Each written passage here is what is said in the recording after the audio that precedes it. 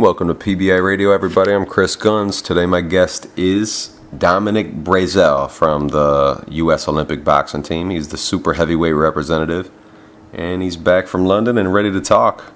So we'll ask him what happened and what went wrong and how we can make it right. Dominick Brezeale, back from London. Tell me about it, man. How you doing? You know, it was great. It was great. It was a world experience. It was a phenomenal opportunity to just kind of represent the country. And, of course, I would have loved to have bring back some hardware and some Olympic medals, but unfortunately wasn't able to. But it's good to be back home. There's no place like home. California is one of the best places in the world, you know. Yeah. What was it like stepping off the plane and seeing how the Brits had the city ready and the way they had it decorated for the Olympics? It was fantastic. You know, I flew into LAX, so we had, a crowd of people, police officers, firemen, all kinds of stuff. We actually landed the plane in the air on the airplane strip, and the fire engine shot over some water over the top of the plane, like rainbows, I guess you would say. Mm-hmm. And it was good coming out of the plane. We got standing ovation, clapping hands, and all that good fun stuff. Tons of fans were out there at the baggage claim, just kind of waiting to take pictures and do autographs and things like that. So it was huge. It was big time. Yeah, no one does the show like the Brits do they? No, not at all.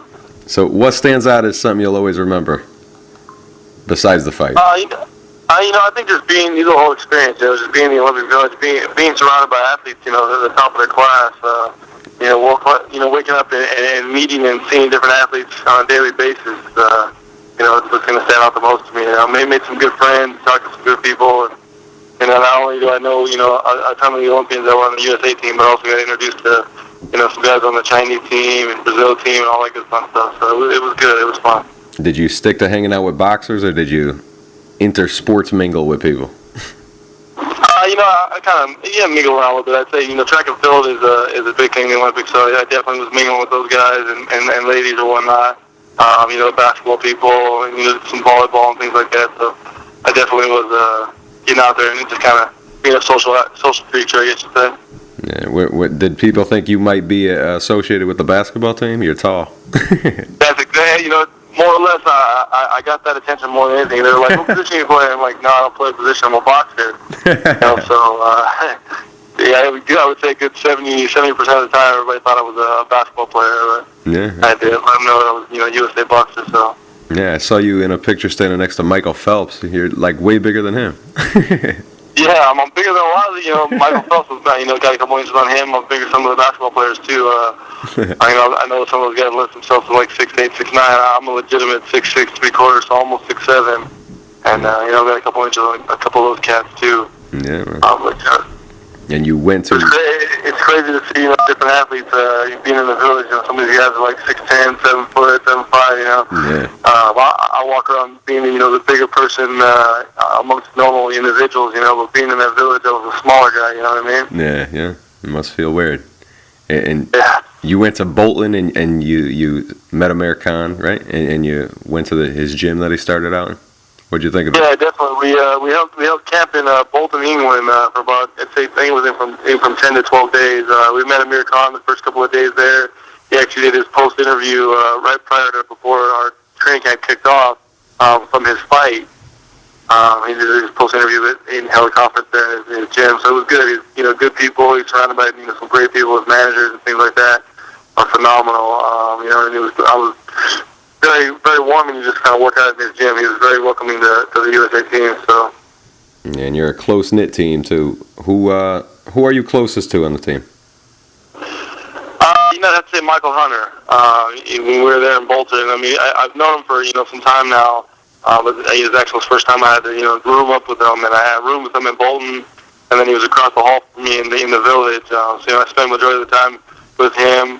He's a cool guy. He's originally from California. He lives in Vegas now, so he's kind of the same demeanor, same swag. You know what I mean? Mm-hmm. And did you do a lot of sparring together?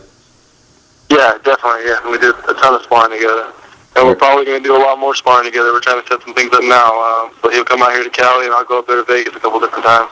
Do you guys know what you're doing now? Are you turning pro yet, or are you going to stay amateur? I can't speak for him, but I know I'm definitely going to be going pro here pretty soon. I'm working on some things now with Al Heyman, and hopefully, make my pro debut here in October, probably the second week of October. I'll tell you, anytime there's someone good to sign, Al Heyman's somewhere involved. Al Heyman got everybody. Al Heyman. Right? Yeah. Well, he does it right. Everything he does right, everything he touches makes money. So, everybody's prospering underneath him, and I wouldn't rather be with anybody else. You know what I mean? Yeah, definitely takes care of his guys. And are you married, or do you have a girlfriend? I'm married. I've been married 5 years, and I've got 2 kids. I've got a 4-year-old son and a 6-month-old son. Beautiful, man. And was your girl with you through the whole trip in London? Actually, no, she came up the last week of me being there. She wasn't there, for the fight. She was actually here in the States, in California, watching it with friends and family. But she did get the experience actually coming up to England and checking out London and all that good fun stuff. And, I brought her into the village and showed her around, showed her how we live, and, just different sports facilities and things like that. Took her out to a track event, and it was good. We had a fun time. It was a nice little vacation for her. I think she enjoyed it. Yeah, and you guys went to London with a lot of hope, but you guys really didn't have any coach really till 4 weeks before you guys left to London. How hard was it to prepare without a coach? It's tough. I mean, for me, I've only been boxing 4 years. Some of these guys have been doing it a lot longer, but I train with the same coach, day in and day out, and then one day you're just gonna say, hey, you gotta up and go to the camp and train with another coach, and you gotta get used to the other coaches. And on top of that, by the way, we don't have the coaches set in stone yet. It's kind of hard to deal with, as a fighter. So when we got up to camp, of course they had things situated by then, but we truthfully only have to, probably do about, I'd say, anywhere from 8 to 10 different sparring sessions with those coaches in our corners, and we, it's hard to get used to somebody you've never really worked with before, and on top of that, you never heard of them or anything like that. So traditionally, I would love to have camp have been, maybe a year, pre-Olympics or something like that, so you can really get a good feel, or even 6 months, a good feel for what's going on in the corner, and your corner can know you can know your strengths, your weaknesses, and all that good fun stuff. So it was kind of a downfall to barely be introduced to your coaches, 4 weeks prior to the Olympic Games. Yeah, definitely uphill battle through from the start, And what about the officiating? The officiating came under a lot of scrutiny. I've always had a problem with the officiating in amateur boxing. I think just the way they scored, and they're still trying to critique it and tweak it here and there, but it's far from being finished. They've got a lot of major problems they got to deal with, but I always like to stick to a point where if you don't leave it up to the judges or you don't leave it up to the referees, you don't got to worry about them. So I made the mistake in not letting that happen, and I can't put the blame on anybody but myself. Yeah. And who impressed you the most? What team? What team impressed me the most? Yeah. I would have to say Griffin. Their heavyweight definitely got the gold medal. I don't know. I think they had maybe 5 or 6 boxers in the actual tournament. They did real well overall, just as in sports in general. I mean, they were 3rd or 4th in the medal ranking. So they did really well. They came out strong. Yeah. Do you remember the guy's name who you lost to? I can't even say it. I couldn't say it when they first told me. It was like Matt Volkin or something like that. Yeah, something like that. Yeah. Hey, what did you see from him that made you you couldn't cope with the skill? Do you think it's just the experience that he had?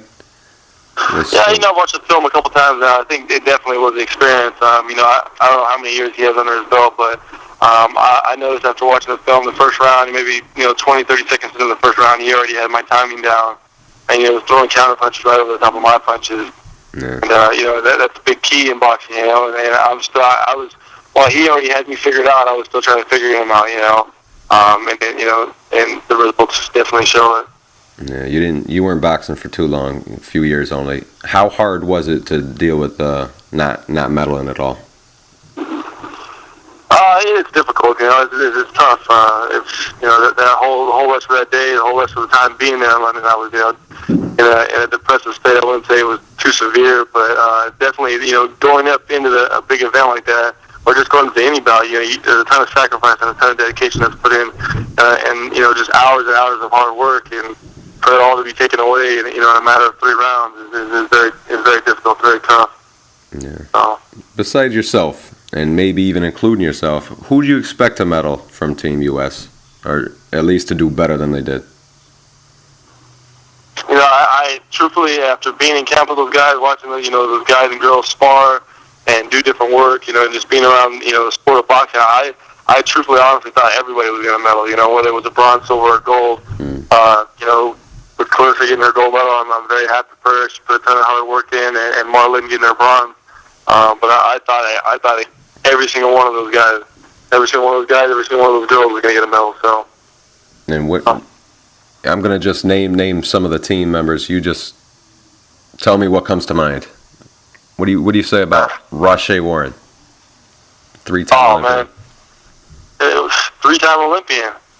He's the only boxer to ever be a 3-time Olympian. Yep. He's just, world-class guy. He's got a ton of experience. He's a great leader, and it was fun just being in camp with him. He's got a great demeanor about himself. How about Joseph Diaz? Cool kid, man. Cool kid. Another California guy. I was fortunate enough to be in the same apartment complex as him in the village, and he's nothing but positive comes out of his mouth, even when he's having a bad day. He's definitely focused, and you keep an eye out for him because he's gonna make a splash when he does turn pro. I don't know if he's gonna turn pro, but I know when he does, he's gonna make a hell of a splash for sure. And Jose Ramirez. Also another cool cat out of California as well. He's got the boxing game down almost to a T, inside and out as far as being in the ring and on the business side of it. So he helped me out with just educating me on the information side of boxing. Whenever I had a question, he was the guy I was running to ask. He always had an answer. And if he didn't have an answer, he was on the phone calling somebody that advises him to find an answer for it. So very cool kid, very highly educated he is. And team captain Jamel Herring. That says it alone, man. He's the captain. Great at giving orders, great at keeping structure. He's another man. If you had a question, he answers it to the T, and if he can't give you an answer, he's gonna go find it. Definitely always in shape, hardworking guy. First one in the gym, last one to leave the gym. Just all around great guy. Just dedicated. What about Errol Spence? Texas boy, huh? I think Texas is the best place in the world. Yeah. Didn't tell me any other difference, Great fighter. I watched him, do his thing, and I've always had some trouble with some southpaws. So watching him and studying him definitely opened my eyes with just different weaknesses southpaws have. But he creates openings that I've never seen boxers create before. In the 4 years that I've watching it, and I watch film on a daily basis. He does some things that most boxers can only dream of doing, So, world-class boxer for sure. Yeah, a guy we don't hear too much about, Terrell Gaucher. We need to hear some more about him because he's a phenomenal fighter, man. He's Ohio. He's one of those guys. Yeah, he's definitely from Cleveland, Ohio. I don't know if he's Cleveland for sure, but I know from Ohio. He had some big things happen for him in his small little town. He was out. He threw the first opening pitch for the baseball team out there. He had a billboard on one of the major freeways, so they know about him in Ohio. And when he came out here to California, my gym to camp, people were sleeping on a little bit. But after he knocked out a couple different sparring partners, eyes got opened up. So he definitely is another hardworking kid. He's got a big right hand. I always joke around with him, and I always tell him they need to call you one time. He's like, what do you mean one time? I said, because if you hit somebody with that right hand one time, they're gone, man. So he's a hell of a fighter. Yeah, nickname's taken, though. yeah, name's taken, definitely. What do you got to say about Marcus Brown? Great kid, New York cat. Cool. Always got swag about everything he does. He carries himself real well. He's got a ton of confidence. Also very business oriented. He's building a team around himself that's going to be real successful. I can't wait to see him hit the pro ranks. And your buddy Michael Hunter. Mike, he's something else. He's got the means and the ability and just athletic ability to be something special. I was telling him, hopefully we don't ever have to see each other in the pro ranks because he does some things that I just still can't figure out. And he's a crafty cat, and as being in the same weight class, when we do see each other, hopefully you're fighting over a belt, and we're not just fighting for some, basic 8-10 round fight or whatever it is. But he's just, a hardworking guy. He definitely knows what he wants. He's got some goals set ahead for him. He's, a ton of experience. He's fought with the Klitschko's and handles himself real well, and other, heavyweight pros or whatnot. So just another guy to keep your eyes open for is Michael Hunter for sure. Yeah, I wonder if Rashid Warren's going pro. Think so, or you think he's gonna stick around for 2016? No, I mean, he could. He could, but I would, most likely think he's gonna be going pro here pretty soon. I'm not quite sure. I haven't really spoken to any guys on that side of the thing. Just kind of other than keeping up, like, hey, how you doing, type of deal. I'm not one of the type of people like to get in people's business. So he's the one I felt. Hopefully, I would assume other than, Joseph Diaz is kind of still young, but everybody else, I think, is had their mindset on going pro. If not, coming back and, of course, being a return Olympian. So. Yeah, it was heartbreaking to see Rashid Warren wait around for another 4 years and then just to miss it again and go out in the first round, too. It was kind of sad. But how do you think we could turn it around, and what do you think we need to turn this whole thing around? You broke up there. What was that? How do you think we could turn it around for 2016 and actually win a few medals for the guys? I think just having, of course, like I said, like a longer camp, having the boxers exposed to the coaches that are going to be in their corners and all that good fun stuff, and more international experience. I know I was invited to go to different, like a European, like heavyweight camp, and it was like, a heavyweight from every country in Europe was at the camp, and they were just doing sparring and different techniques or whatnot. And that exposure would have been great because 3 or 4 of the guys that were in the Olympics were at that camp.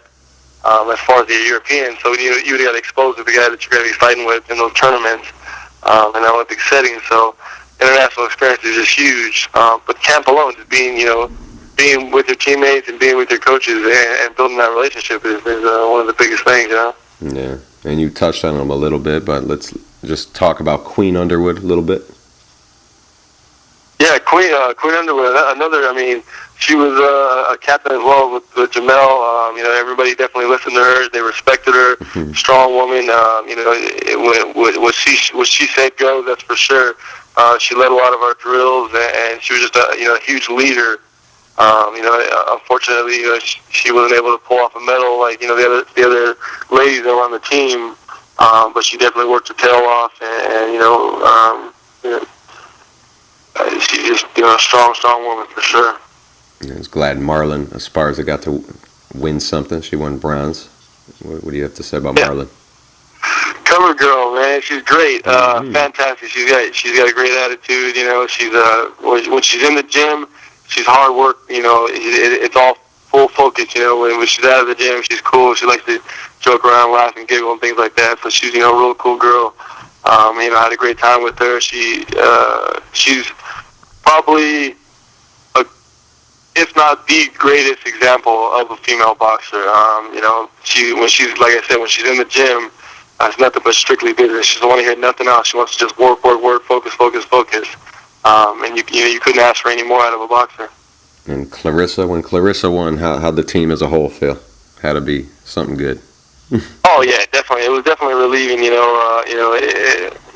you win on a nightly basis, it's relieving. For the team. When we had our first couple of wins, Joseph Diaz and Jose and Earl and guys like that had their first couple of wins. It was like, yes, we're on to the next level. But when she won that gold medal, man, it was like it's just stress got relieved off people's shoulders. It was cool to see her celebrate. All the hard work and dedication that's put in. It benefited her right then and there at that moment. And it's cool, she's doing some touring and stuff like now. I talked to her not too long ago, and I think as a team, we're supposed to be meeting up at the White House here in a couple of weeks in September, I believe. So that'll be cool, just kind of see her. And that gold medal she got is definitely heavy, man.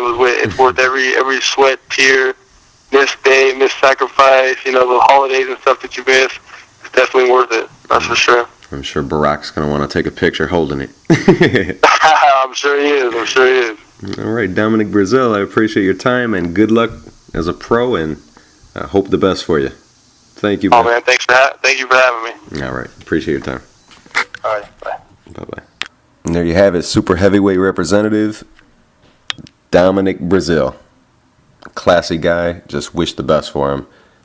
After coming off such a disappointing Olympics, you hope everyone on the team has a chance to feel success as a pro. And I want to thank Dominick for joining us, and follow me on Twitter at Chris2Guns. Thank you.